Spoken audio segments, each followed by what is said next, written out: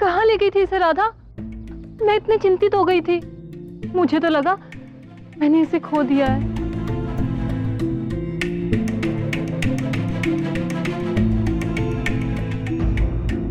तो राधा, तुमने बताया नहीं कि तुम्हें कैसा लगा सोहम?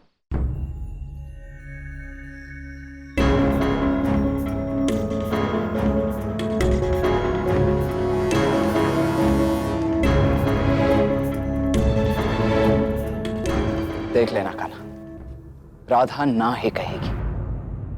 वो यूं भांप लेगी कि वो सोहम प्रेमी नहीं ढोंगी है। वो हाँ कह ही नहीं सकती कान्हा।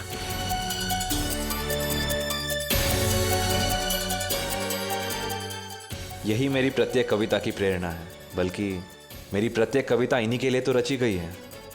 ये कंगन भी आप ही की भांति विशेष है। जानती हैं आप, केवल मथुरा के अंतिम गांव के एकमात्र सुनार के पास ही रह गए थे ये, इसलिए केवल आपके लिए इतनी दूर जाकर इस विशेष कंगन को ले आया मैं। जिसने भी ये पत्र लिखा है वो शुद्ध, वो चंद्रावली से शुद्ध प्रेम करता है। लड़का अच्छा है चंद्रा, तुम्हारा प्रेमी सच्चा है।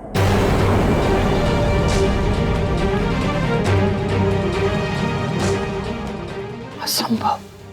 राधा तो सब जानती है, सब समझती है, फिर वो ऐसा क्यों कर रही है? प्रेम,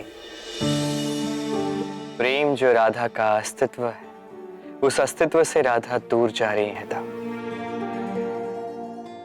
क्योंकि सब जानना समझना ही महत्वपूर्ण नहीं, कर्म करना भी आवश्यक है।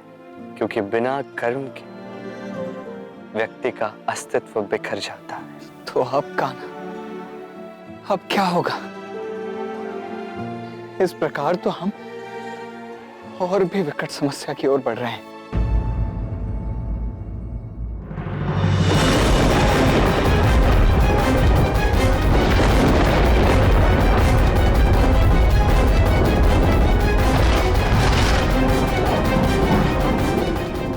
महादेव,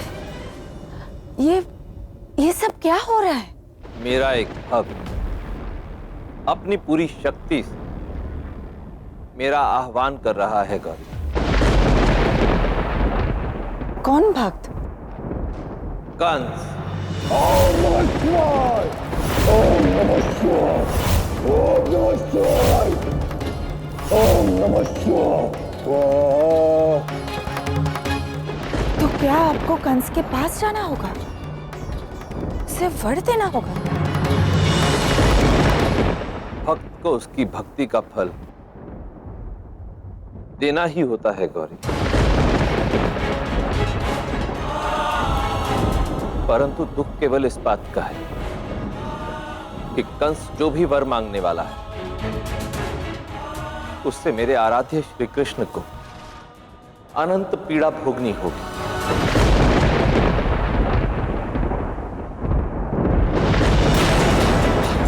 मुझे श्री कृष्ण से भेंट करने जाना होगा। उन्हें आने वाले इस महासंकट के प्रति सचेत करना होगा। श्री कृष्ण की प्रेम लीला को कंस प्रलय लीला में परिवर्तित करना चाहता है। यदि शीघ्र ही कुछ ना किया गया तो कंस सफल हो जाएगा।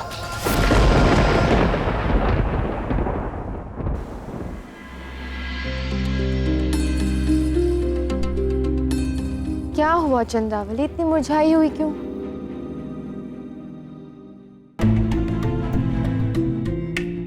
राधा,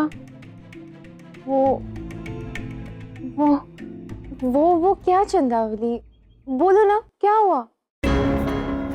देखो, यदि तुम्हारा मन नहीं है अभी बात करने का तो कोई बात नहीं, बाद में बता देना, मैं चलती हूँ, ठीक है?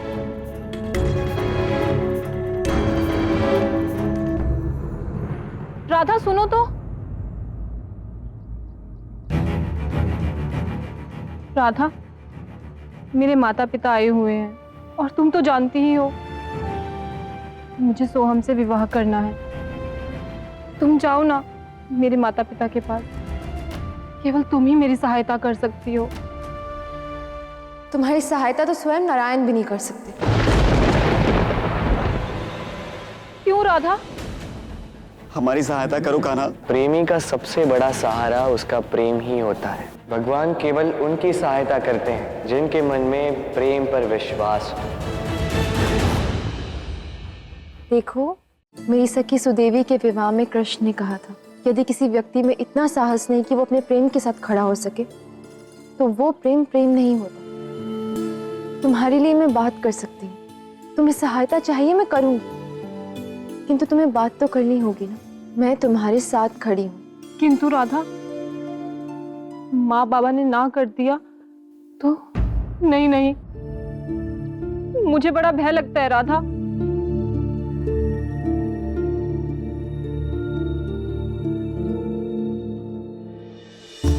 इन पौधों को देखो चंद्रावली, अनंत कठिनाइयों को भोग कर, विषम परिस्थितियों में दुर्गम ऋतुओं का सामना कर इन्होंने इसको जन्म दिया। सुरक्षा के नाम पर किसी भी बंधन में बांधा नहीं, ये मुक्त है। अब चाहे कोई इसे तोड़कर नारायण को अर्पण कर दे या पवन के साथ धरती पर गिरकर धूलमिल हो जाए, अब ये इस पुष्प की नियति पर निर्भर करता है। पौधे ने तो अपना कर्म कर दिया, इसी प्रकार तुम भी अपना कर्म करो चंद्रावली। अपने माता पिता को अपने हृदय की बात व्यक्त कर दो।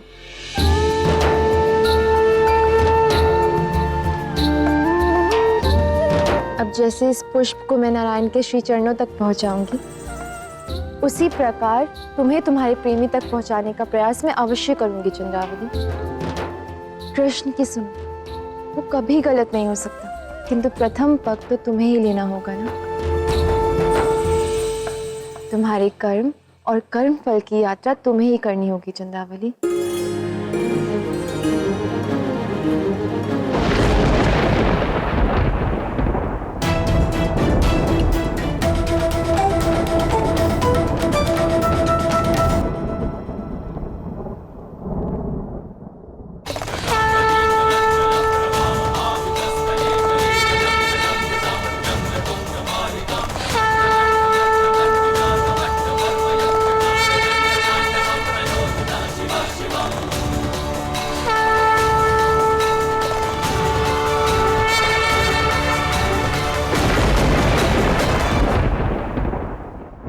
महादेव।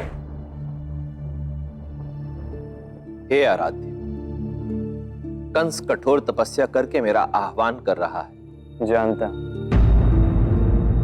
कंस बस अपना कर्म कर रहा है महादेव। मुझे जाना होगा। अवश्य, ये आपका कर्म है महादेव, जो आपको करना ही होगा। मुझे एक आने वाले संकट का पूर्वाभास हो रहा है आराध्य। आप देवी राधा की समस्त संसार की चिंता हो रही। आप निश्चिंत होकर अपना कर्म कीजिए महादेव। और रही बात इस संसार की, राधा की प्रेम की रक्षा, तो उसका उपाय निकालना मेरा कर्म है, जो मैं अवश्य करूंगा।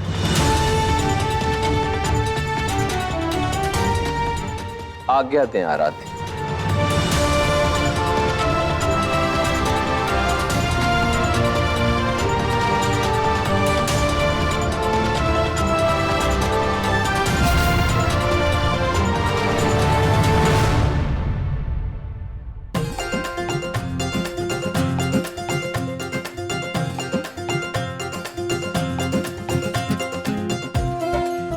भैया चंद्रभान, ऐसा प्रतीत होता है मानो आप अपना पूरा गांव मेरे लिए उपहार में ले आए। अब भाई भाई के लिए उपहार नहीं लाएगा तो कौन लाएगा? और तुम्हारी प्रसन्नता का ध्यान मैं ही तो रखूंगा ना। तुम दोनों भी चंद्रावली का कितना ध्यान रखते हो कि चंद्रावली यहाँ से जाने के पश्चात पुनः यहीं वापस लौटने के दिन ही गिनती रहती है।